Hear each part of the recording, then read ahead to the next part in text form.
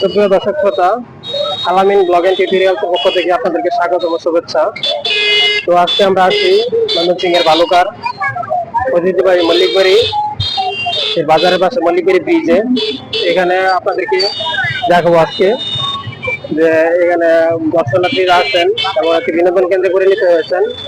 তো আলামিন blog and tutorials এর পাশেই থাকুন। তো আপনারা ইতিমধ্যেই দেখতে পাচ্ছেন যে এখানে আসন্ন ঈদুল আজহা উপলক্ষে নানান জায়গা থেকে এখানে অনেক দূর দূরান্ত থেকে মানুষ আসছেন এবং বিনোদন পাওয়ার জন্য। এখানে বিশেষ করে নাগরদোলা, তারপরে হচ্ছে আপনার অনেক ধরনের মানুষ এখানে আসছে। তারপরে ছোট বড় সব ধরনের দোকান আছে। তারপরে অনেক ছেলেমেয়েরা এখানে ঘুরতে আসছেন, অনেকে ফ্যামিলি নিয়ে আসছেন। তো এই হচ্ছে যে আমাদের এই আলামিন ব্লগ এন্ড টিউটোরিয়ালস এর পক্ষ থেকে আপনাদেরকে বিস্তারিত বিষয়, আরো বিস্তারিত বিষয় আমি ভিডিও সাথে থাকবো না আলামিন ব্লগ এন্ড টিউটোরিয়ালস সাথে। তো আমি আপনাদেরকে জানাচ্ছি, আপনারা দেখতে পাচ্ছেন এখানে নানান গাড়ি ঘোড়া চলছে। এটা বালুঘাটু সখীপুর উঠোড়ায়। এখানে যে কোনো ধরনের গাড়ি এখান দিয়ে চলাচল করে। তো আপনারা দেখছেন অনেক ছেলে মেয়েরা এখানে আসছে ঘোরার জন্য এবং যারা ইয়াং আছে যারা বাইক নিয়ে আসছে অনেক দূর থেকে, অনেকে ফ্যামিলি নিয়ে আসছে। তো এই মল্লিকবাড়ি ব্রিজ আস্তে আস্তে পর্যটন কেন্দ্রে পরিণত হচ্ছে, যা আসলে সকলকে আকৃষ্ট করছে বা এই এলাকার অর্থনৈতিক উন্নয়ন হচ্ছে। অনেকে এখানে জীবিকা নির্বাহ করছেন। এখানে দেখতে পাচ্ছেন ছোট ছোট দোকান বসেছে। এখানে ফুচকা, চটপটি বিশেষ করে প্রধান আকর্ষণ। তারপরে ঝালমুড়ি, আচার, বাদাম এগুলো অনেকেই দর্শনার্থীরা কিনে খাচ্ছে। তো আরেকটি বিষয় হলো দর্শক, যে আপনারা দেখতে পাচ্ছেন এখানে ঈদ উপলক্ষে নাগরদোলা, তারপরে হচ্ছে এখানে বেলুন নিয়ে আসছেন অনেকে বিক্রি করার জন্য। তারপরে এখানে এই যে একটি ট্রেন, বাচ্চারা এখানে উঠে বেশ মজা পাচ্ছে। বাচ্চাদের পাশাপাশি যারা এখানে ঘুরতে আসছে দর্শনার্থী তারা উঠছে, যা তাদের মনকে আনন্দিত করছে। এই বিকালের হিমেল হাওয়ায় সূর্যাস্তের মুহূর্তে এই নাগরদোলার যে একটি মুহূর্ত, সেটি আসলে উপভোগ না করলে কেউ বুঝতে পারবে না। সেই মল্লিকবাড়ি ব্রিজের এ হচ্ছে দৃশ্য।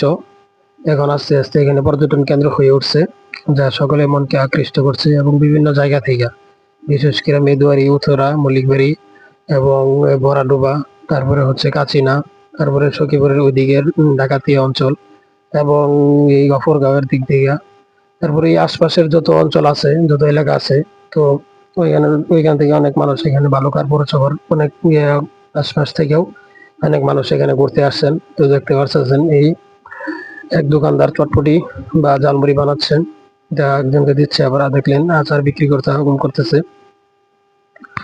এখানে একটি নদীর পার হয়, আপনারা দেখতে পাচ্ছেন যে এখানে একটি ফিশারি, ওই ফিশারির পার হওয়ায় অনেকেই দর্শনার্থী, অনেক যারা শহর কেন্দ্রিক জীবনযাপন করেন তারা প্রাকৃতিক আবহাওয়া উপভোগ করতে পারে না তেমন ভাবে। তার জন্য প্রাকৃতিক আবহাওয়া এই ফিশারির জলরাশির ধারে ফিশারির যে বাঁধ, এই বাঁধে ঘুরে বেড়াচ্ছেন এবং প্রাকৃতিক দৃশ্যকে উপভোগ করতেছেন মনের আনন্দে। তো আপনারা দেখতে পাচ্ছেন এখানে অনেক ধরনের গাড়ি চলাচল করতেছে। তো এই হচ্ছে ব্রিজের যে উপর পাশ থেকে এই ভিডিও যে বিকেলের হিমেল হাওয়ার যে দৃশ্য, সূর্যাস্তের দৃশ্য, সেটা আপনাদেরকে দেখাচ্ছি।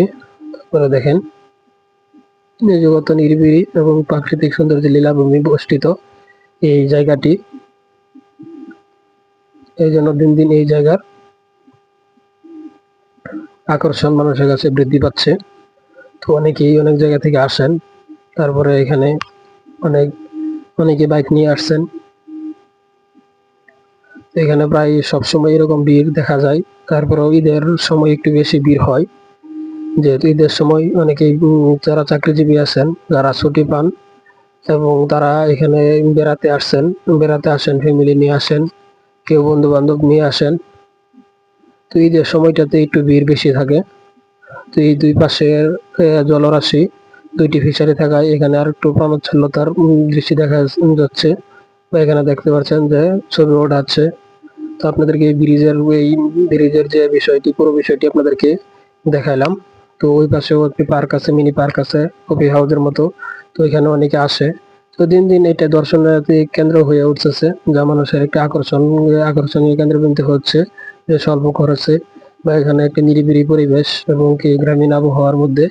তো এই ছিল আর কি এই মল্লিকবাড়ি ব্রিজের বিষয় নিয়ে বিস্তারিত আলামিন ব্লগ এন্ড টিউটোরিয়ালস এর ভিডিও। তো নিত্য নতুন শিক্ষণীয় কন্টেন্ট বা আদার্স তথ্য নির্ভরশীল কন্টেন্ট পেতে আলামিন ব্লগ এন্ড টিউটোরিয়ালস এর সাথে থাকুন। ধন্যবাদ সকলকে।